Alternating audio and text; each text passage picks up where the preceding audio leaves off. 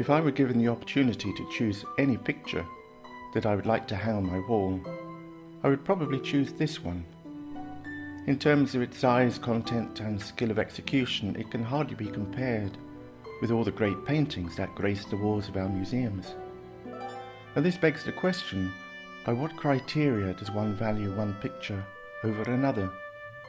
I would choose this picture because for me it opened up a whole new way to look at the English landscape. I first saw it in 1987 when the Barbican Art Gallery mounted an exhibition of a loose group of artists entitled A Paradise Lost, the neo-romantic imagination in Britain. Why had I not come across these artists before, in publications or during my art history lectures?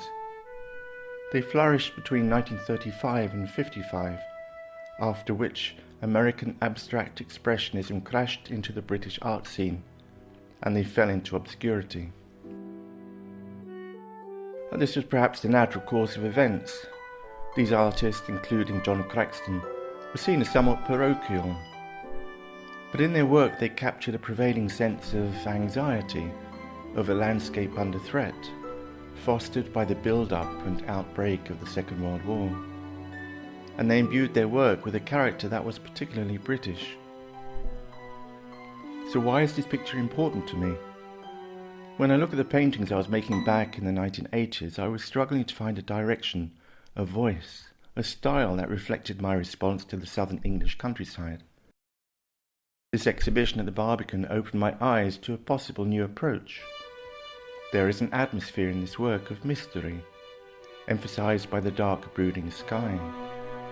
There is a tension in the startled bird, and the figure of the man. He is primeval. He is a man of the soil, tending to his cornfield, protecting his crops. He is vulnerable.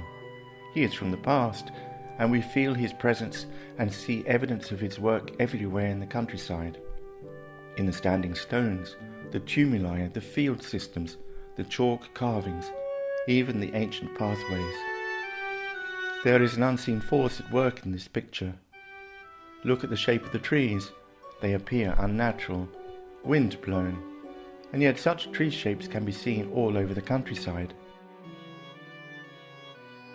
It is no coincidence that the same year that I saw this exhibition, England experienced the great storm of October 87.